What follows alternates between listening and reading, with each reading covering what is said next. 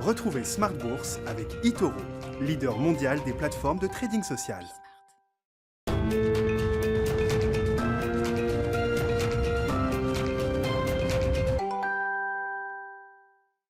Et c'est reparti pour Smart Bourse, votre double dose quotidienne de marché en direct sur Bismart. Chaque jour à la mi-journée, 12h30, 13h. Et le soir, la grande édition, pendant une heure, le grand digest de l'information économique, financière et boursière à partir de 18h30. Au sommaire ce soir, l'inflation aux États-Unis qui se redresse au mois de mars. C'était attendu. L'inflation globale progresse à 2,6% sur un an au mois de mars par rapport à une marque au mois de février qui était d'1,7%. Donc on voit bien ce bond lié en grande partie aux effets de base, mais pas que, puisque quand on regarde l'inflation cœur, l'inflation sous-jacente, l'inflation au sens strict, au sens pur du terme, on voit là aussi une progression, d'ailleurs un peu au-delà de ce que le marché pouvait attendre, une progression d'1,6% sur un an pour cet indicateur de prix à la consommation aux États-Unis. Les plus gros chiffres sont encore sans doute devant nous, et c'est intéressant de noter que le marché a gardé ses nerfs, c'est le moins qu'on puisse dire après la publication de ce chiffre, puisqu'on a même vu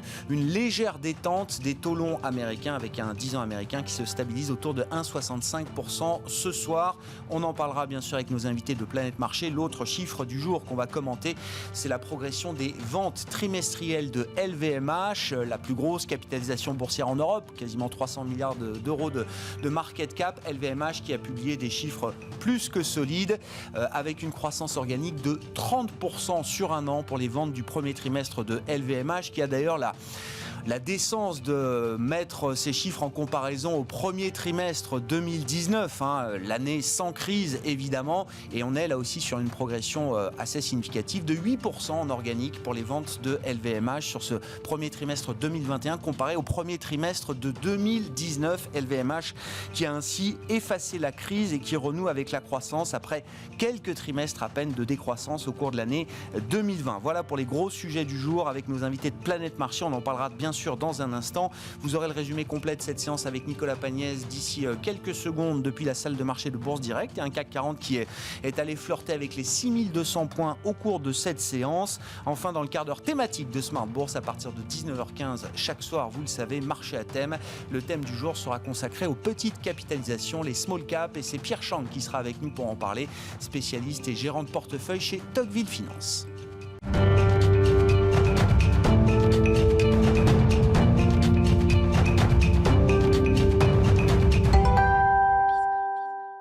Tendance, mon ami, c'est le rendez-vous clé chaque jour sur Bismart tout au long de la journée et après la clôture des marchés en Europe, les infos clés du jour sur les marchés résumées par Nicolas Pagnès depuis la salle de marché de Bourse Direct. Clôture dans le vert ce soir pour le CAC 40, l'indice parisien qui continue sur sa lancée et gagne 0,36% à 6184 points. Les investisseurs n'auront finalement que peu réagi à la statistique pourtant attendue depuis 2 jours, à savoir l'inflation au mois de mars aux États-Unis. Celle-ci progresse légèrement plus que prévu, elle croît de 0,6% contre 0,5% attendu sur un mois et de 2,6% sur un an contre 2,5% attendu. Une très légère accélération qui aurait pu avoir pour effet de raviver les craintes des investisseurs d'habitude sensibles aux poussées inflationnistes.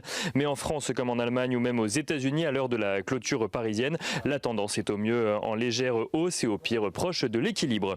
Les rendements obligataires se détendent également. Le taux à 10 ans américain qui était monté à 1,68% avant 14h30 heure de la publication de l'inflation est revenu depuis sur les 1,66% auxquels les investisseurs sont habitués depuis plusieurs jours.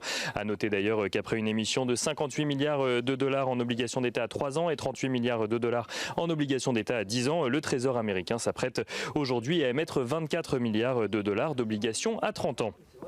Sur le front sanitaire, on notera que c'est au tour du vaccin développé par Johnson & Johnson de faire face aux réticences des autorités de contrôle après l'identification de caillots sanguins chez certains patients ayant reçu une dose. La FDA et le Centre américain pour la prévention des maladies ont demandé une pause dans l'administration du vaccin, le temps de faire la lumière sur 6 cas de thrombose. Une demande et une nouvelle donc à relativiser par le fait que plus de 6,8 millions de doses ont déjà été administrées aux États-Unis. Du côté des statistiques à présent à suivre aujourd'hui. Les investisseurs ont pu découvrir ce matin l'indice ZOO de la confiance des investisseurs allemands en ce qui concerne les perspectives économiques au mois d'avril. Celle-ci ressort à 70,7 points donc au mois d'avril, soit moins élevé que les 76,6 points au mois de mars, mais surtout beaucoup moins élevé que les attentes des analystes qui en attendaient par exemple 79 points selon Reuters. Au Royaume-Uni, la production industrielle progresse de 1% au mois de février sur un mois, portée notamment par une progression de 1,3% de la production manufacturière à proprement parler. Le Royaume-Uni qui affiche un déficit commercial de 10,7 milliards de livres sterling sur le mois de février, creusant un peu plus ce déficit par rapport au mois de janvier, avec donc une progression de ses importations mais aussi de ses exportations. Côté valeur à présent, Air France a annoncé ce matin procéder à l'augmentation de capital prévue dans le cadre du soutien donc apporté par l'État français. Air France qui compte lever 988 millions d'euros au prix de 4,84 euros par action. Un prix qui a d'ailleurs fait tiquer les investisseurs ce matin alors que le cours de l'action à la clôture hier soir était aux alentours des 5,3 euros. Air France qui annonce également renforcer ses liens avec son partenaire China Eastern Airlines sur des sujets commerciaux mais aussi non commerciaux. China Eastern Airlines qui participera d'ailleurs à l'augmentation de capital. On notera également que Alstom annonce un contrat de 2,7 milliards d'euros avec la compagnie ferroviaire danoise DSB, un contrat qui portera sur la livraison de 100 nouveaux trains électriques. Et enfin, en ce qui concerne le rapprochement prévu entre Veolia et Suez, Antoine Frérot annonçait ce matin que la fin de l'OPA devrait vraisemblablement avoir lieu à l'automne. Antoine Frérot, donc le PDG de Veolia.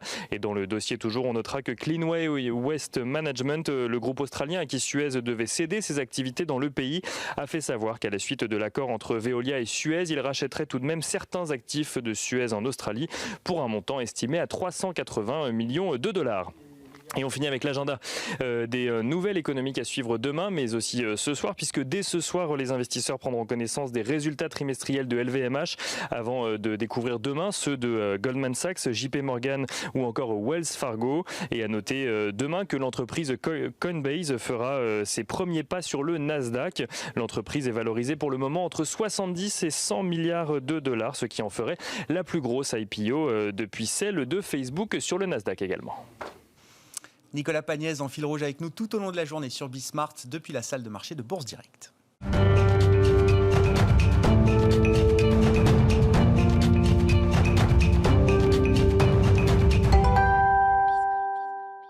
Trois invités avec nous chaque soir pour décrypter les mouvements de la planète marché. Philippe Fornier est à mes côtés en plateau, le directeur des gestions privées de BNP Paribas. Bonsoir et bienvenue Philippe. Bonsoir Grégoire. Hervé Gouletker nous accompagne en visioconférence, Senior Economic Advisor pour Accuracy. Bonjour et bienvenue Hervé, merci beaucoup d'être avec nous à distance. Et par téléphone, à distance également, Alain Dubrul, le directeur de la gestion de Claresco. Bonjour à vous Alain et merci beaucoup d'être avec nous. Alors bon, mon cœur balance parce qu'on a eu le chiffre d'inflation aux États-Unis, mais on vient d'avoir les chiffres de LVMH et en fait je crois qu'il faut mettre LVMH à la une. On parle de l'inflation depuis des mois et on va en dire un mot évidemment, mais quand même un premier commentaire sur la croissance. Alors LVMH nous dit bon début d'année. Il y a toujours un peu d'humilité dans la communication financière de LVMH. Philippe, on parle d'une croissance organique pour l'ensemble des ventes de LVMH de 30% sur un an. Et LVMH se compare évidemment par rapport au premier trimestre 2019, ce qui est la bonne manière de procéder effectivement. Par rapport au premier trimestre 2019, les ventes de LVMH sur le premier trimestre 2021 sont en progression de 8%. Quand on regarde la division mode et maroquinerie, LVMH, le flagship de LVMH, on est sur une croissance de 52% sur un an et de 37% par rapport au premier trimestre 2019. Alors ça montre déjà une chose, la résilience incroyable de cette entreprise. Le fait de sa structuration sous différentes marques, évidemment, qui permet cette résilience, le déploiement international, alors même qu'on pourrait penser, on aurait pu penser qu'elle souffre magistralement de la pandémie, parce que c'est quand même un segment de marché qui est très haut de gamme, très particulier, et pour autant, on a des résultats qui sont absolument remarquables. J'imagine et j'espère que les autres qui vont suivre seront de même acabit, peut-être pas, mais en tout cas, ça confirme bien évidemment la prédominance de cette entreprise au niveau mondial. Ça confirme également le prix de cette entreprise. Je veux dire, quelque part, quand on délivre des résultats pareils, évidemment, le prix à payer pour obtenir ces résultats et donc obtenir les actions est très élevé.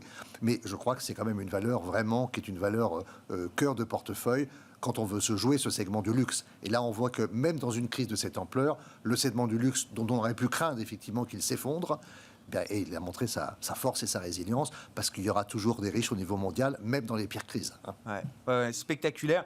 Dans la lignée de LVMH, on aura les chiffres de L'Oréal également jeudi soir, mais c'est vrai qu'on a à peu près les mêmes moteurs. On n'est pas sur les mêmes segments de marché, mais on peut imaginer que la diversification géographique, notamment de ces groupes, leur permettra d'afficher des chiffres de croissance spectaculaires. Alain Dubrul, je poursuis avec vous sur le dossier LVMH et le signal que LVMH envoie. Je rappelle, c'est quand même la plus grosse capitalisation européenne, quasiment 300 milliards d'euros de market cap. Donc c'est quand même un signal fort qui est envoyé au marché, Alain.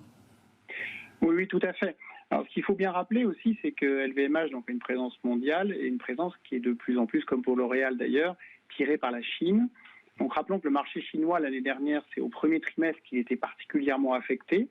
Donc là, quelque part, ça a un petit peu aidé la base de comparaison, puisque on sait que la Chine repart très fortement quasiment depuis l'été. Et puis, la deuxième chose, c'est que ces chiffres sont d'autant plus spectaculaires que LVMH s'est diversifié il y a une quinzaine d'années, également en aval, avec le travel retail, donc tous les duty-free, etc. Et il faut rappeler que cette division, sur un an, elle est à moins 30, et même sur un an, elle est à moins 5, et sur 2 ans, versus elle est à moins 2019, 30. Oui, c'est ça. C'est ça. Donc, en fait, les chiffres à plus 30 sont néanmoins... ces plus 30 intègrent une division qui reste encore à moins 5 et à moins 30 par rapport au plus 8. Donc ça veut dire que le rebond des divisions phares est quand même majeur, en particulier effectivement la partie maroquinerie et mode, qui est la partie la plus rentable, celle tirée par Vuitton, qui fait un petit peu le cœur de la valorisation de la société. Donc ça, c'est évidemment extrêmement encourageant pour ces perspectives-là. Ce qu'on peut dire plus généralement d'ailleurs avec LVMH, c'est que quand on regarde le marché, c'est aujourd'hui on a un marché qui a bien rebondi, mais il y a un certain nombre d'entreprises où je pense qu'on ne présume pas encore l'ampleur du rebond qu'on va avoir dans les résultats, et ça c'est intéressant. Peut-être aussi pour compléter ce qui a été dit juste avant, on parle des gens riches, voire très riches. Ce qui est intéressant avec LVMH et également L'Oréal, en fait, c'est qu'une partie de la clientèle n'achète pas forcément des sacs à 5 ou 10 000 euros, mais plutôt un luxe qu'on pourrait dire d'abordable.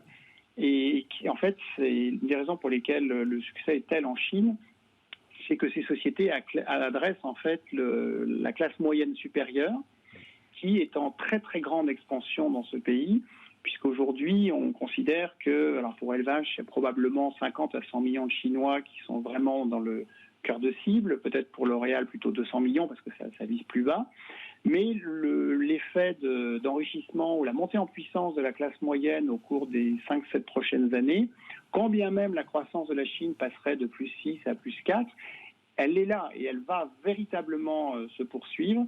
Et donc en termes de perspective de croissance pour les groupes français de ce secteur, il n'y a pas un boulevard, mais enfin, il y a quand même de grande visibilité sur la capacité à se développer dans cette zone. Ouais. Et puis également dans les autres zones, ça a été dit, le côté diversification, le fait d'être sur un certain nombre de marques, d'être sur plusieurs marchés, ils ont une bonne présence aux États-Unis, en Europe bien sûr.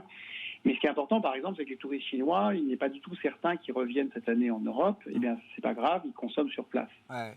Effectivement, LVMH note dans ses commentaires que les États-Unis et l'Asie sont en forte croissance. L'Europe reste en recul avec évidemment des contraintes sanitaires qui sont encore importantes. Et puis l'arrêt du tourisme également. Ce qui est spectaculaire, quand on compare par rapport à 2019, mode et maroquinerie, c'est plus 37%. C'est énorme. Louis Vuitton, notamment, progresse de 30% peut-être par rapport au premier trimestre 2019. Oui, moi ce que je veux dire par rapport à ce que disait Alain, c'est que peut-être en Asie, on a aussi un autre phénomène, c'est que effectivement ça s'est réouvert bien avant. Il y a eu aussi un phénomène d'amassement d'épargne pour les ménages aisés également. Il y a aussi certainement une espèce de libération vers la consommation.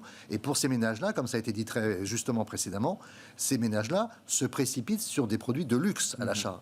Et je pense qu'on a aussi un engouement retrouvé parce qu'il y a quelque part eu beaucoup d'épargne qui était disponible et on a pu peut-être acheter encore un peu plus que ce qu'on achète traditionnellement dans ce cas de figure. Bon, eh bien justement, de l'épargne à l'appétit de consommation, venons-en à parler d'inflation. Hervé Goulet-Kerr, ça nous amènera à parler du pricing pricing power des entreprises également. C'est pas un vrai sujet pour LVMH. Ils ont au contraire un pricing power très important. Hervé, l'autre gros chiffre du jour, c'était le chiffre d'inflation, l'indice des prix à la consommation aux États-Unis pour le mois de mars. Il y a plusieurs manières de le lire, de le regarder, mais c'est vrai que le chiffre est d'ailleurs un peu au-delà de ce que le consensus pouvait prévoir. On est sur une progression en rythme annuel de 2,6% pour l'inflation globale aux États-Unis. Et si on enlève les éléments volatiles, les prix de l'énergie notamment ou de l'alimentaire, on est sur une inflation cœur, comme on l'appelle, qui progresse de 1,6% sur un an. Au-delà de ces chiffres, quels sont les enseignements qu'on peut retirer de ce rapport, Hervé ? Je pense que sur les prix à la consommation, je dirais, à part les effets base, à part les changements de pondération, force est de reconnaître qu'on ne voit pas grand-chose, ou au moins pas grand-chose de très inquiétant. Je pense que si on regarde la psychologie du marché par rapport au prix, ce qu'il faut dire, c'est que le marché a été mis en alerte par vraiment l'amont de la chaîne de transformation et de distribution. C'est à ce niveau-là qu'on a vu les prix des matières premières. C'est à ce niveau-là que dans les enquêtes de conjoncture, on a vu une alerte par les directeurs d'achat qui nous disaient que les prix à l'entrée croissaient rapidement. Là, on est complètement à la sortie, on est à l'aval du système. Et je dirais que la perte en ligne du passage de l'amont à l'aval est terrible. Les ordres de grandeur que j'ai en tête, c'est que vous pouvez prendre 80% de hausse du prix des matières premières, ça vous fera du 5% sur les prix à la production et ça vous fera quasiment rien sur les prix à la consommation. Donc en fait, ce mécanisme de perte en ligne est quand même très important. Donc pour le moment, on ne voit pas grand-chose. Je pense qu'il faut être attentif aujourd'hui à deux choses. D'abord à la formation des coûts et deuxièmement au comportement des ménages. On en a parlé pour LVMH. La formation des coûts, en fait, dans les économies européennes, américaines, c'est moins une affaire de matières premières qu'une affaire de coûts salariaux. Donc l'évolution des salaires, l'évolution de la productivité. Je dirais, tant qu'on n'a pas de vraie tension sur le marché du travail, on devrait plutôt être tranquille de ce côté-là. Après, le comportement des ménages, est-ce qu'on peut dire que jusqu'à maintenant, on a vu un appétit très fort pour la dépense?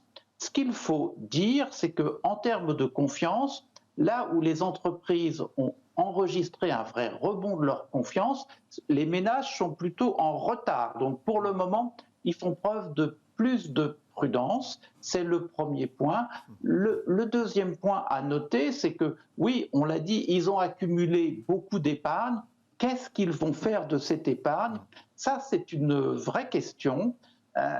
Moi, j'ai l'impression que le message envoyé au moins par l'histoire, alors c'est vrai que l'histoire actuelle se passe dans des moments assez différents des épidémies passées, mais une épidémie, c'est quand même un élément qui pousse à l'inquiétude, qui pousse à garder des niveaux d'épargne relativement élevés. Donc oui, une partie de l'épargne actuelle va repartir vers la consommation, c'est clair, mais de là à dire qu'on aura une fringale de dépenses aussi marquée demain que ce que l'on a pu avoir avant, moi, ce n'est pas l'hypothèse que je ferais. Une fois que j'ai dit tout ça, oui, il y a de l'inflation en amont.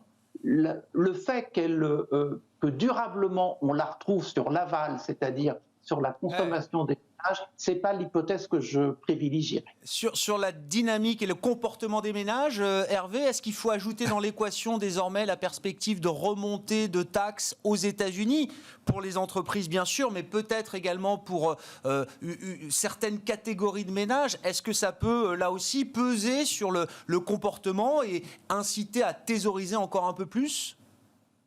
Alors, je pense que du côté de la fiscalité, qu'il s'agisse de grandes entreprises qui souvent ont des taux d'impôt optimisés, qu'il s'agisse de ménages aisés, on change d'époque.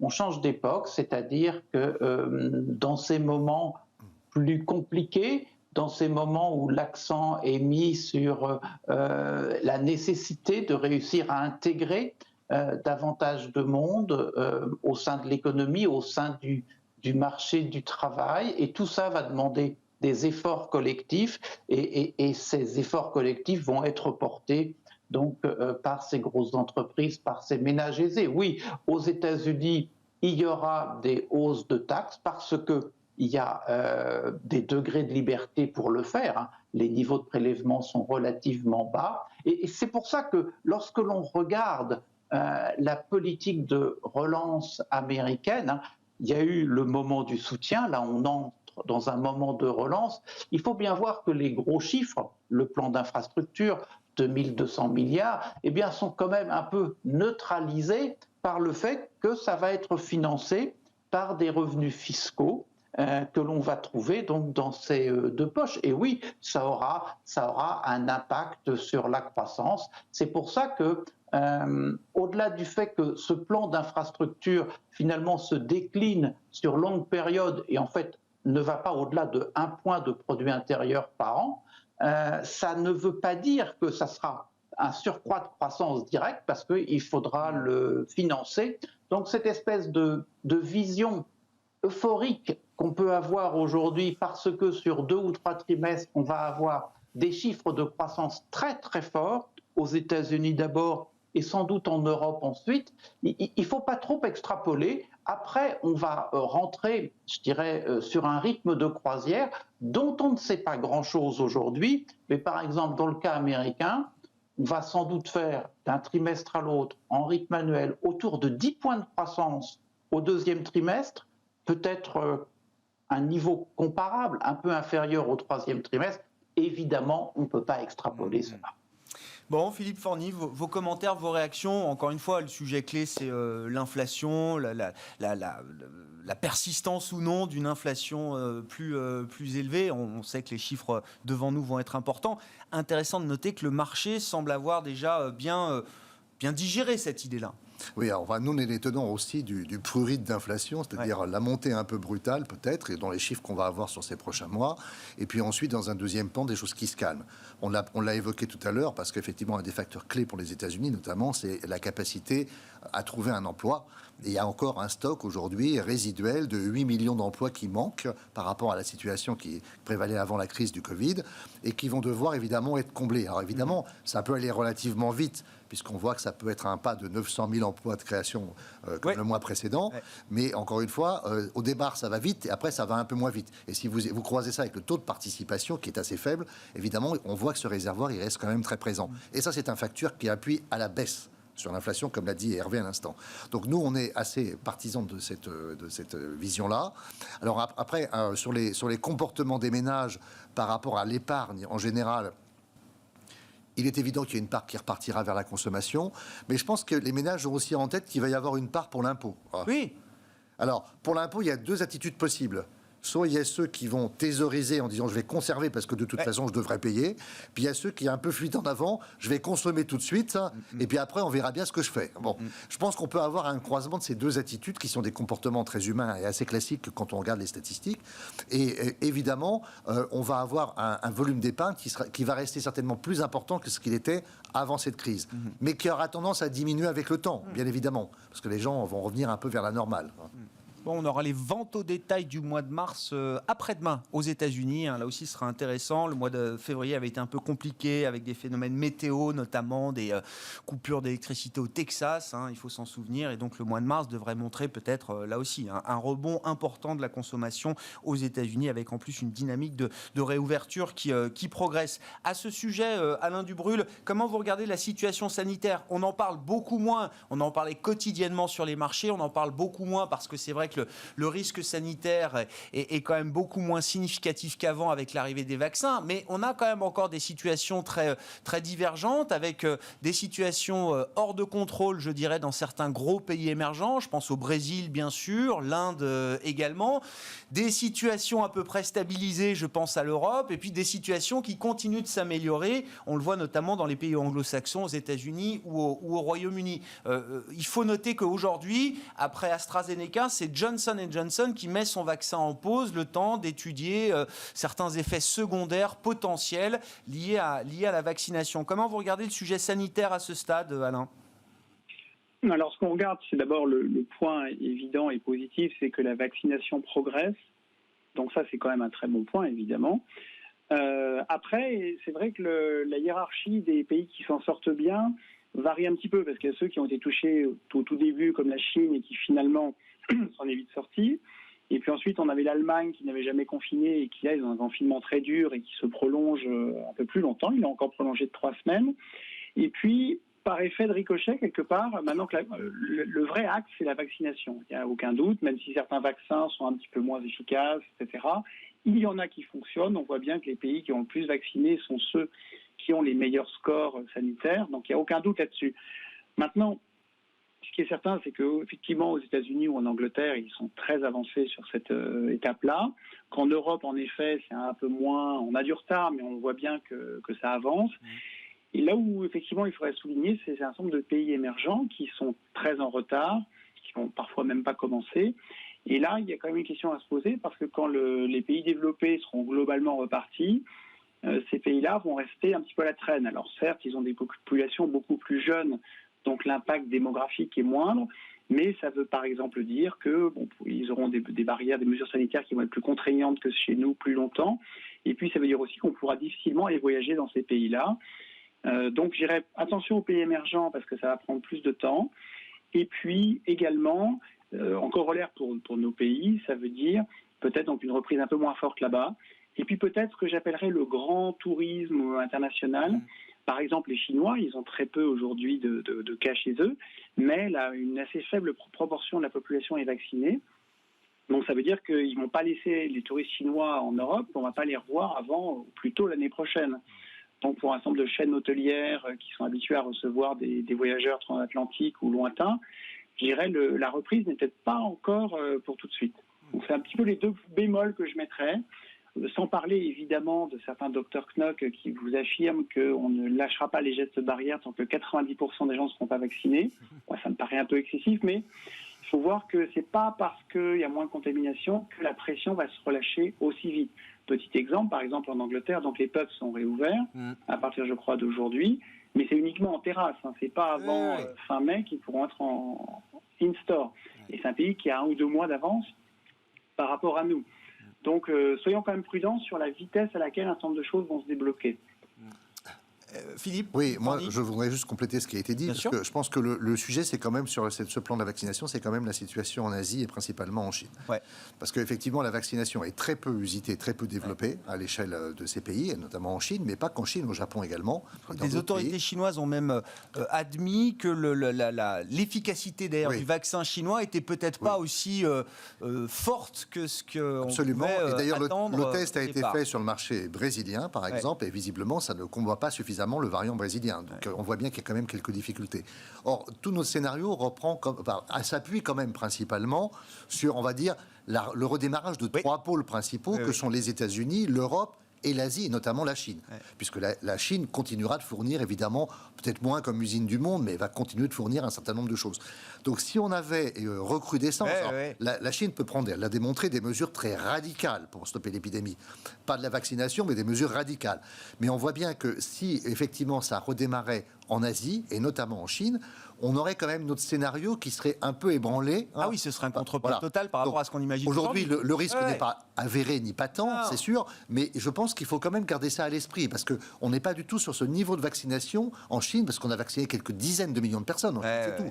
Sur une population qui fait 1,5 milliard de personnes, presque 2 milliards maintenant, c'est évidemment pas beaucoup. Hervé Goulet-Kerch, parce que la situation sanitaire vous inspire. C'est vrai que finalement, les pays qui en sont sortis le plus vite, la Chine en l'occurrence, sont les pays qui sont aujourd'hui peut-être les plus en retard aussi en termes de déploiement de leur vaccination. Est-ce que c'est un risque qu'il faut à nouveau prendre en compte quand on est investisseur? Écoutez, je pense que l'épidémie nous surprendra sous une forme ou sous une autre demain. Est-ce que ça sera les variants? Est-ce que ce sera le pourcentage de population qu'il faut vacciner pour qu'on ait vraiment une immunité collective? Moi, j'aurais envie de dire que plus il y a de nouveaux variants, plus vraisemblablement il faudra aller vers des taux d'immunité collective importants. Mais ce sur quoi je voudrais insister, c'est 2 choses. Sur les implications économiques.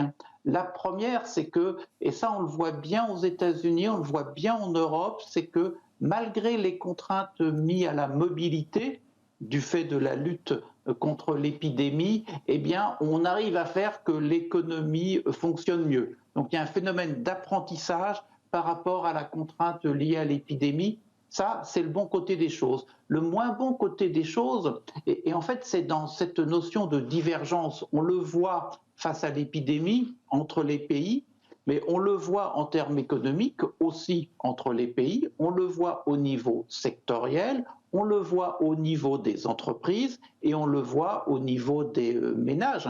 Prenons les ménages. Les ménages qui ont des qualifications élevées s'en sortent bien. Ceux qui ont des qualifications plus faibles ne s'en sortent pas. Et en fait, dans le pilotage de l'économie, il va falloir que l'on arrive à recréer de la convergence pour être certain que finalement on entre bien dans une logique de normalisation.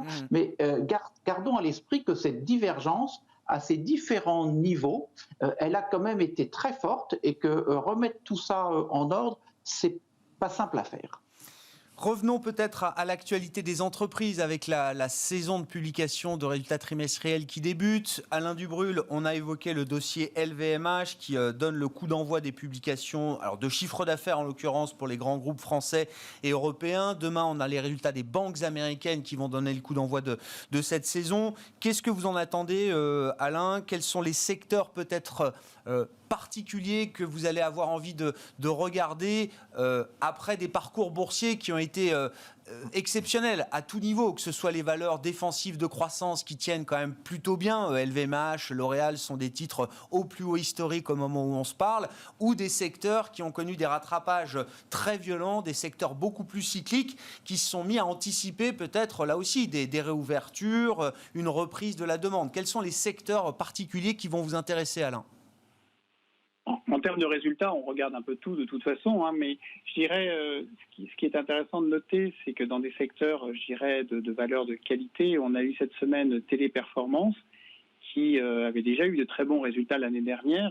Rappelons que c'est une société qui a une croissance à entre 8 et 10% par an depuis à peu près 8 ans, avec en plus d'acquisitions, etc. Et là, c'est une société qui historiquement faisait beaucoup de centres d'appel et on aurait pu craindre qu'avec le Covid, les gens soient obligés de rester chez eux et que le business s'effondre. En fait, c'est tout à fait l'inverse qui s'est passé. C'est qu'ils ont été parfaitement capables de faire travailler les gens de chez eux et ils ont bénéficié en fait de ce monde où tout se fait à distance. Et là, au premier trimestre, ils sortent un chiffre d'affaires à plus 36%, ce qui est phénoménal. Alors certes, c'est un peu ces gens c'est à eux que les États sous-traitent le fait de rappeler les gens pour se faire vacciner, par exemple. Ouais. On comprend que ça accélère ponctuellement l'activité, mais le plus 36 n'est pas que lié à ça, il est spectaculaire. Le titre, certes, il avait monté avant, mais il a monté de 4% sur l'annonce, et finalement, il s'est à peu près tassé. Pourquoi ? Parce que la boîte est exceptionnelle, extraordinaire. D'ailleurs, c'est intéressant de voir ce que va faire LVMH demain, mais ça fait partie des secteurs qualité, si on peut dire, qui sont quelque part, je ne dirais pas délaissés, mais qui sont, où on sait que c'est bien, et pour l'instant, la hausse ne peut être alimentée que par de très bons résultats. Et ça veut dire quoi ? Ça veut dire que même si ces groupes-là, qui ont ce statut de valeur de qualité défensive, fonds de portefeuille, même s'ils ont des publications au-delà des attentes, c'est pas évident que boursièrement, il y a encore beaucoup à faire sur ces titres-là. Disons que si, évidemment, ils vont monter. Les performances, c'est à plus de 10% de hausse depuis le début de l'année, mais je dirais que la hausse ne va pas être cosmique parce qu'on sait déjà que c'est des bons groupes et que depuis novembre, en gros, depuis la confirmation que les vaccins vont être la solution, on a un mouvement de rotation sectorielle qui délaisse un peu les valeurs de qualité et qui va chercher les valeurs plutôt cycliques ou certains diront value pour leur capacité à rebondir. Par exemple, ça serait intéressant de voir les résultats de sociétés comme ArcelorMittal, où on note depuis 6 mois une forte augmentation des prix du minerai de fer, puis du métal transformé. Et c'est un groupe qui augmente, Arcelor, ils augmentent leur prix quasiment tous les 15 jours. Et donc, il y a une demande très importante. Et donc, effectivement, dans des groupes comme cela, les cours de bourse commencent à pas s'envoler, mais en tout cas, anticipent une reprise cyclique très forte. Et donc là, ça va être intéressant de voir dans quelle mesure cette accélération se traduit dans les chiffres d'affaires et dans les résultats. Je pense en effet qu'il y a moyen d'avoir un très fort rebond de résultats, mais là, ça va être un peu le reality check. Est-ce que les résultats sont au rendez-vous ? Et pour les valeurs cycliques, ça c'est essentiel. Bon. Et donc là, le premier trimestre va être intéressant pour ça. Ah ouais. Philippe Fornier, effectivement, le moment de vérité, comme tous les 3 mois, mais c'est vrai que dans la situation actuelle, ça va être un moment important. Encore une fois, je le rappelle, tout a payé depuis un an. C'est-à-dire à la fois les valeurs stay-at-home, défensive, qualité dans un premier temps. Un peu un tour de rôle. Et puis ensuite, voilà, c'est ça, tout le rattrapage. Mais en fait, sur un an, on fait à peu près les mêmes performances si on a fait de la tech ou si on a fait des matières premières et de l'automobile, par exemple. Donc on arrive à un moment où on peut se poser des questions aussi légitimement. Après, je pense qu'il faut suivre le fil de l'histoire, c'est-à-dire le fil de l'histoire à laquelle on croit, évidemment. L'histoire qu'on est en train de déployer, c'est une histoire de reprise économique dans différentes zones au niveau mondial. Le FMI annonce une croissance de 6%, qu'il a revu à la hausse. Donc ça veut dire que si on suit ce fil-là, évidemment, ça va s'activer avec des temps différents selon les pays et selon les zones. Mais si on regarde, par exemple, les situations des pays développés, fort logiquement, on va activer progressivement tout ce qui concourt au cycle de production. Donc ça a commencé évidemment par la base, les matières premières. Après, vous avez la transformation de ces matières premières. À l'instant, on parlait des métaux, effectivement, avec Arcelor. C'est exactement l'illustration.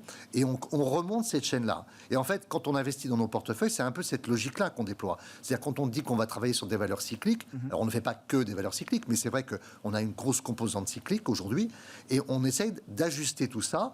Et on remonte cette chaîne, on va dire, presque jusqu'au consommateur maintenant. C'est-à-dire à la capacité que demain le consommateur va avoir de dépenser plus d'argent sur des biens, sur des services, etc. Et c'est un peu comme ça qu'on construit le portefeuille. Alors, on a été évidemment à une époque plutôt valeur de croissance, parce que c'était quand même ce qu'il fallait avoir. Aujourd'hui, et notamment je parle de la mégatech américaine, on trouve que c'est quand même cher. Et on trouve que si on veut jouer, par exemple, le secteur technologique, entre guillemets, on préférait s'intéresser à quelque chose de plus transversal, comme les semi-conducteurs, et travailler sur le segment des semi-conducteurs et les entreprises qui les produisent, parce qu'on sait qu'aujourd'hui, on a des ruptures dans la chaîne de production.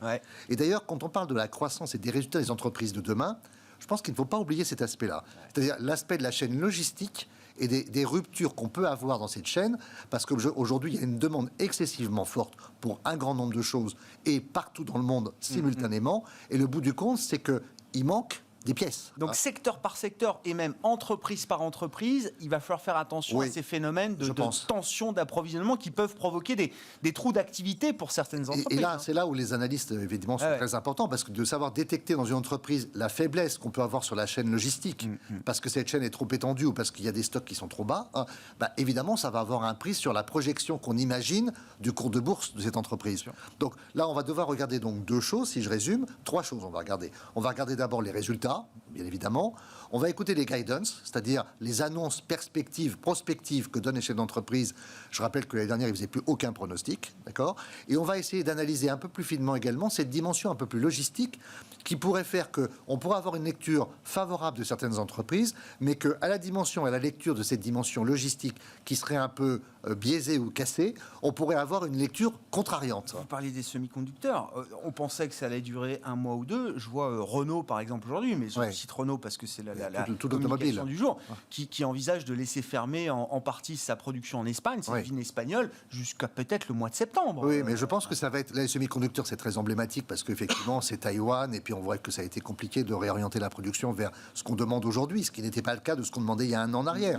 Il y a 1 an, à Taïwan, on produisait des semi-conducteurs pour les téléphones et pour les ordinateurs exclusivement, et plus pour l'automobile. Aujourd'hui, l'automobile redémarre, elle en a besoin. Je pense que c'est très illustratif de la situation dans laquelle se trouvent les entreprises. Alors, j'imagine que LVMH ne va pas manquer de cuir tout de suite, mais quand on est dans l'industrie, je pense qu'on peut avoir des pièces, même des pièces de petite taille qui manquent et qui vous bloquent le cycle.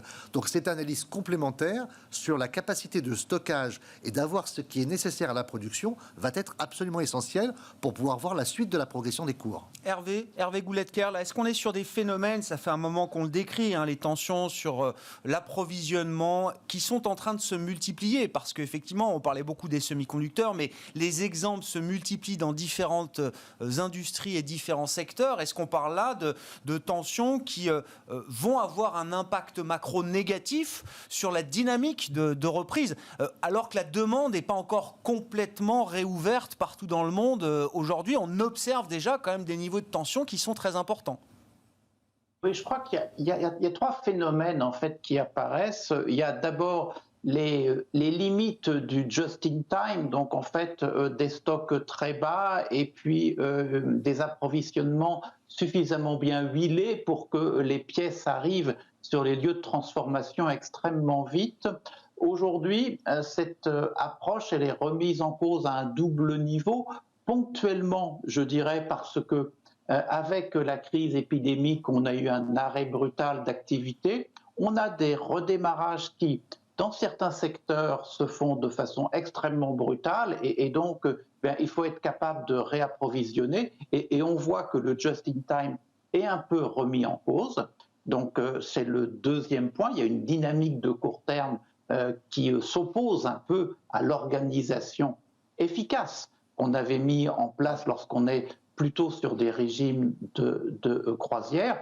Et le troisième élément, eh bien, c'est le géopolitique qui vient se mêler de tout cela. La Chine, usine du monde, les approvisionnements qui viennent de là-bas, voire des mécanismes de concentration sur les microprocesseurs à Taïwan, en Corée. On voit que mettre tous ces œufs dans le même panier, finalement, dans un environnement compliqué économiquement, mais compliqué aussi politiquement, eh bien, c'est quelque chose de dangereux. Et je pense que dans les difficultés que l'on voit aujourd'hui, il y a aussi les entreprises qui cherchent à diversifier leur approvisionnement. Le mécanisme est lancé et donc, eh bien, lorsqu'on change, évidemment, c'est pas toujours au point. Moi, j'ai l'impression qu'au final, on aura des palettes d'approvisionnement plus larges que ce que l'on avait au cours des années passées, et on aura sur les lieux de transformation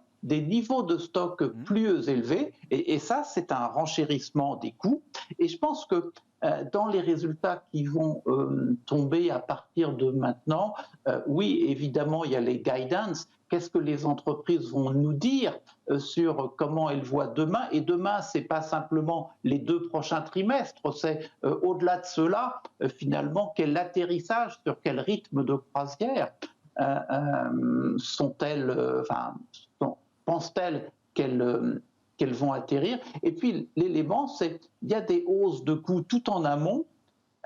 Pour le moment, au niveau de l'aval, on l'a dit, les prix restent plutôt sages. Est-ce que le pricing power, la capacité à faire passer ces hausses de coûts, est réelle ou pas? Parce que ça aura un impact sur leurs profits.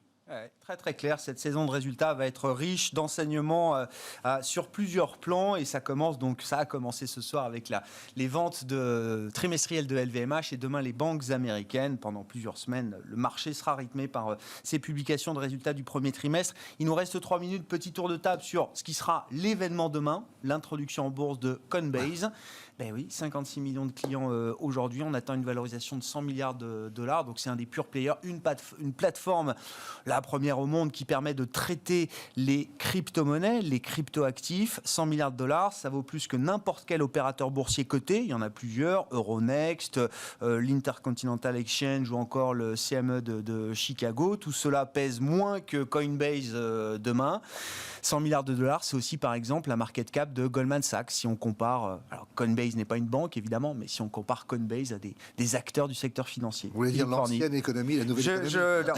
Je fais confiance à Goldman Sachs pour savoir gérer le virage vers les cryptos. Je pense que d'ailleurs ça fait peut-être partie des grandes banques de Wall Street qui donnent déjà accès à leurs clients à travers des trading desks à ce nouvel univers qui pèse aujourd'hui 2000 milliards de dollars. Je crois qu'on est dans une phase de changement très important sur cette dimension des crypto-monnaies. Ouais. Clairement, jusqu'à présent, ça a été un peu anecdotique et un peu branché, on va dire, pour certains. Aujourd'hui, on a quand même une diffusion qui s'ouvre un peu. Alors, ça ne veut pas dire que tout ça est un long fleuve tranquille, parce que clairement, il n'y a pas de régulation autour de tout ça. Il peut y avoir des chocs extrêmement violents, et ça a déjà été le cas. Après, il y en a qui émergent, il y en a qui émergeront moins. C'est déjà le cas également. Après, on a des sociétés dont le business principal, c'est de traiter. Coinbase, c'est l'illustration typique. Et évidemment, c'est quelque chose chose qui est dans la tendance de marché, très à la mode, et donc la valorisation a toutes les chances de s'envoler. D'autant qu'on ne part pas d'un fonds de commerce, comme vous l'avez rappelé, de zéro. Il y a 56 millions de clients. C'est déjà une entreprise de très grande taille. Ils sont rentables, hein. Ils sont rentables. Ils sont rentables. 900 millions Après, je dirais, la question posée derrière, c'est tout l'attrait et toute la projection qu'on peut faire autour des crypto-monnaies. On voit que des entreprises comme Tesla acceptent qu'on paye des voitures en crypto-monnaie. On voit quand même qu'il y a une diffusion très progressive de tout ça.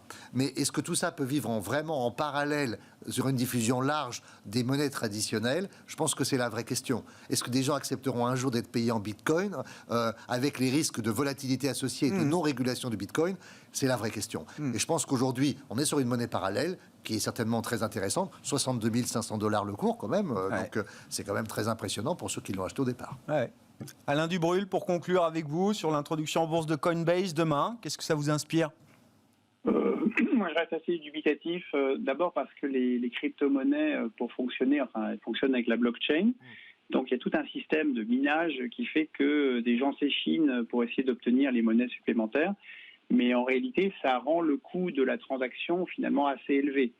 D'ailleurs, jusqu'à une époque récente, quand on voulait acheter des bitcoins, il fallait aussi passer par les plateformes d'échange qui prenaient des commissions qui n'étaient pas nulles, en fait. Donc, comme la Fed l'a souligné, ça va être difficile que ces monnaies se substituent complètement aux monnaies principales, tout simplement, au-delà de l'attrait que les gens ont pour elles, tout simplement par leur coût. C'est leur coût de gestion, certes, est très sécurisé avec la blockchain et de surcroît anonyme, ce qui impose des points de vue réglementaires, mais je dirais tout simplement d'un point de vue coût, ça serait trop coûteux d'acheter sa baguette avec des bitcoins, compte tenu du coût de processing de l'activité. Alors effectivement, si c'est pour des gens qui veulent avoir de l'épargne sur des montants importants, un bitcoin ça vaut 60 000 $ en fait tout, donc épargne de précaution, que les frais de transaction puissent être absorbés, donc pour avoir une épargne un petit peu cryptée ou anonyme ou transférable ou whatever, je veux bien imaginer, même si je n'approuve pas. En revanche, pour un instrument d'échange quotidien, je pense que ça a peu de chances de s'imposer. Bon. On suivra en tout cas l'introduction en bourse de Coinbase évidemment demain sur le Nasdaq. C'est un direct listing d'ailleurs. Je crois qu'il n'y a pas d'augmentation de capital. On vend les actions qui sont déjà existantes pour s'introduire directement au Nasdaq. Et on parle d'une valorisation qui pourrait atteindre dans les premiers échanges les 100 milliards de $. Merci à vous trois. Merci messieurs d'avoir été les invités de Planète Marché dans Smart Bourse ce soir. Alain Dubrul qui est avec nous par téléphone, directeur de la gestion de Claresco. Hervé Goulet-Quer en visioconférence, Senior Economic Advisor chez Accuracy. Et Philippe Forny. Merci à vous Philippe d'avoir été en plateau, le directeur des gestions privées de BNP Paribas.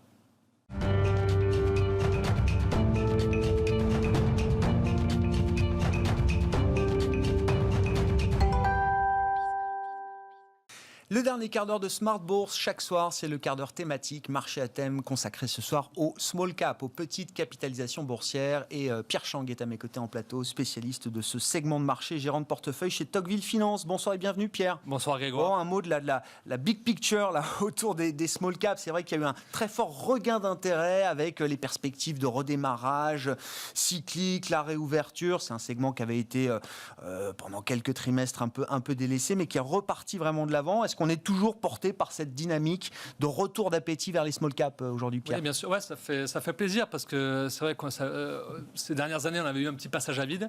Mais là, vraiment, les valeurs moyennes ont repris un peu leur tendance de valeurs qui surperforment plutôt les grandes valeurs. Donc là, vraiment, depuis le début de l'année, le CAC Small, qui est le représentant français des valeurs moyennes, progresse de plus 15,5%. Donc c'est quand même une belle progression. Et contre plus 11,5% pour le CAC 40. Donc on fait un peu mieux, mais c'est vrai que si on prend sur un an, le CAC Small plus 73%, donc là c'est quand même massif, contre plus 40% pour le CAC 40. Donc on a repris vraiment un trend de surperformance normatif. Voilà. Avec quel type de secteur, de leader? Est-ce que là aussi, comme sur les large caps, c'est devenu très cyclique? On cherche les sociétés, les dossiers qui sont les plus à même à profiter du cycle. Et à l'inverse, est-ce qu'on délaisse les darlings de marché, les valeurs de fonds de portefeuille portées par des méga trends? Est-ce qu'il y a ce phénomène un peu dual aussi dans ce marché des small caps? Ça a été très très violent en novembre avec la découverte des essais cliniques, les résultats d'essais cliniques. Mais là, ça commence à se calmer. Mais si on prend depuis le début de l'année, je dirais il y a à peu près 3 groupes de valeurs qui se démarquent. Ouais. Il y a les valeurs vraiment post-Covid, les belles cycliques des small caps type Derichebourg, l'ICAT, l'ISI, ça prend vraiment 30-40% depuis le début de l'année, donc c'est vraiment des très beaux parcours. Sinon, on a aussi toujours les darlings, donc là, ça fonctionne toujours, des Obey, Sword, donc ça, ce sont des SS2I pour la digitalisation des entreprises, donc ça fonctionne toujours, Electra, voilà, des sociétés comme ça. Et puis ensuite, un troisième groupe qui est vraiment, je veux dire, qui fonctionne souvent vraiment dans les phases d'enthousiasme, les dossiers en redressement, transformation. Donc là, on a des Quadient. Donc Quadient, c'est l'ex-Néopost, en fait, qui est un dossier, un groupe qui est en train de se réinventer.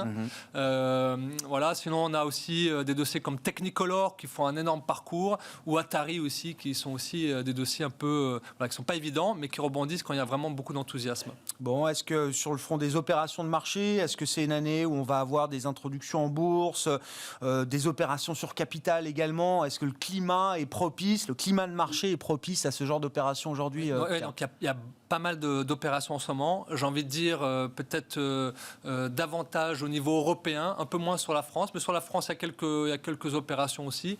Mais je veux dire, on n'est pas dans quelque chose d'anormal en ce moment. Voilà. Ouais. Bon. Le thème qui vous intéresse en ce moment, c'est le spatial, Pierre. Tout à fait, oui. Alors là, il faut que vous me racontiez l'histoire du spatial et quelles sont d'ailleurs aussi les entreprises qui peuvent permettre de s'exposer à ce thème-là. Mais pourquoi c'est un thème là qui vous intéresse? Ça fait des années qu'on se parle, on en a rarement parlé avec vous, Pierre.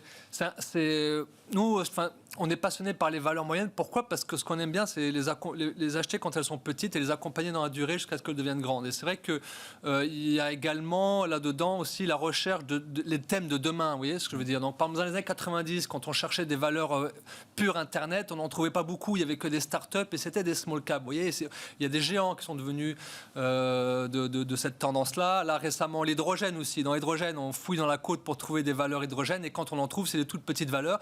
Mais ces dossiers-là vont sans doute devenir très grands demain. Voilà. Et c'est ça aussi l'un des travaux, je pense, des gérants en valeur moyenne, des petites valeurs, c'est de parier sur les tendances de demain et de trouver les champions qui vont le plus capitaliser sur ces tendances-là. Ouais. Et je pense que le spatial, on est à ce moment-là, un moment critique. Vous voyez, donc on voit vraiment la tendance qui est claire, qui va se dérouler, mais on a encore peu d'acteurs en bourse. Et donc c'est pour ça que... Attendez, il faut nous dire, c'est quoi la tendance claire? Parce que moi, je sais pas ce que c'est que la tendance claire vers le spatial. Alors donc la tendance claire, c'est que historiquement, en fait, le spatial, ça coûtait très cher. C'était des projets très longs. Il fallait faire des paris à 10 ans, financés par les gouvernements. Voilà.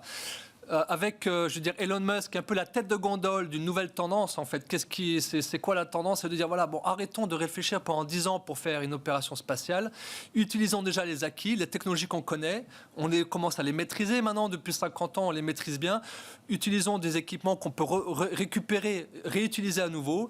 Peut-être prévoyons des choses moins haut, moins fort, moins puissant. Peut-être et soyons un peu moins ambitieux sur la qualité des équipements, et faisons quelque chose de pragmatique et d'efficace. Donc là-dedans, je veux dire, pour moi, il y a 3 thèmes à jouer dans Et là, ça devient un vrai secteur.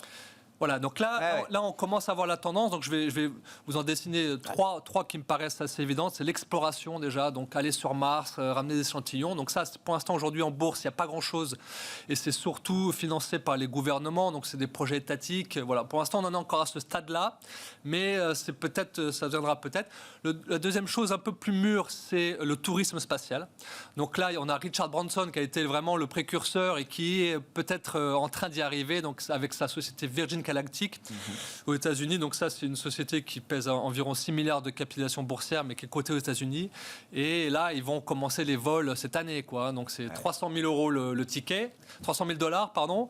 Et voilà, donc si on prend les attentes un peu, c'est une société qui fait pas beaucoup de chiffre d'affaires, enfin rien aujourd'hui, qui fera 500 millions en 2024 à peu près. Donc selon les analystes. Hein. Donc là, on voit. Et la troisième tendance, qui est vraiment la plus chaude de mon point de vue, ce sont les constellations de satellites.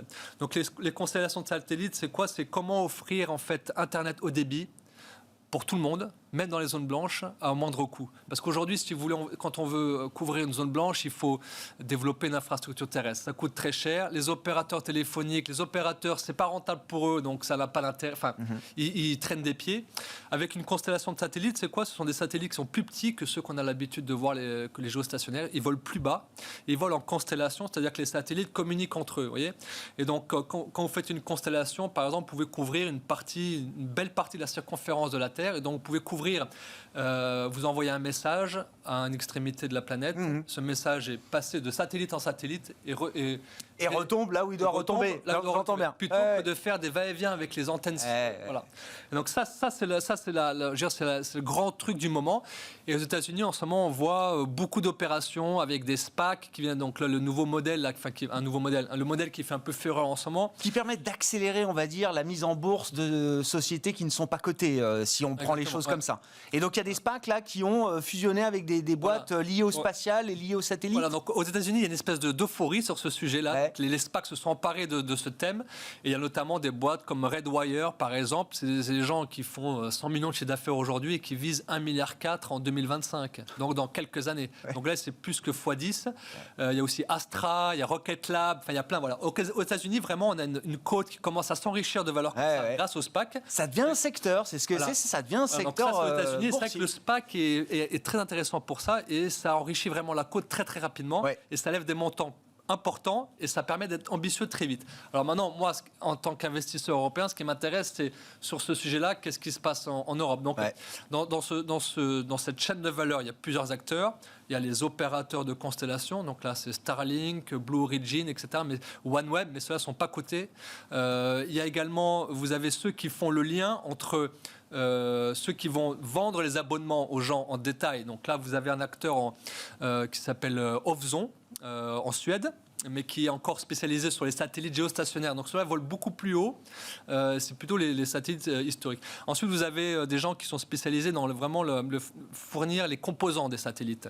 Donc là, vous avez Avio en Italie. Avio, ça fait 350 millions de capitalisation, mais c'est un peu plus diversifié. C'est-à-dire que c'est pas vraiment un pur player. Sinon, en Allemagne, vous avez OHB, qui est un peu l'acteur historique des satellites en Allemagne, qui a récupéré beaucoup de projets européens, qui fait 1 milliard de chiffre d'affaires. Donc c'est quand même déjà un beau bébé, mais on n'est pas sur le pur thème vraiment de la constellation satellite. Et sur ce pur thème, aujourd'hui, vous avez un acteur qui paraît à peu près le plus avancé, c'est Mynaric en Allemagne. Mais aujourd'hui, c'est une société qui fait un peu moins de 300 millions de capitalisation. Et ce qu'ils font, ils font des lasers qui permettent, dans la constellation satellite, de communiquer entre eux. D'accord. Le laser, c'est plus sécure, ça permet davantage de bandes passantes. Et donc, voilà, un laser de Mynaric, c'est entre 100 000 euros et 1 million d'euros. Voilà. Et il en faut 4 par satellite. Donc, et c'est des boîtes qui sont investissables aujourd'hui pour vous dans une logique de gestion de portefeuille chez Tocqueville Finance. Tout à fait, voilà, exactement. Donc voilà, donc Mynaric, par exemple, devant cette fureur des SPAC aux États-Unis, ont annoncé cette semaine qu'ils allaient se coter au Nasdaq pour peut-être profiter de ça.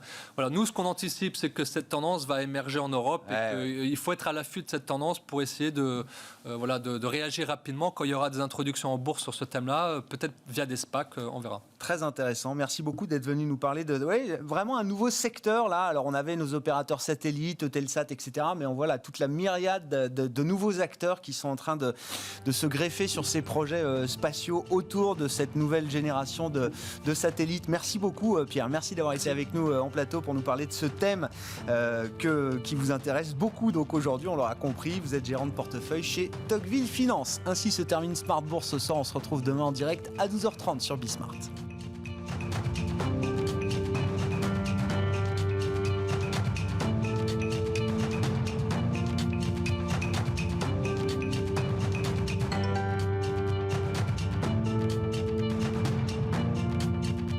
C'était Smart Bourse avec eToro, leader mondial des plateformes de trading social.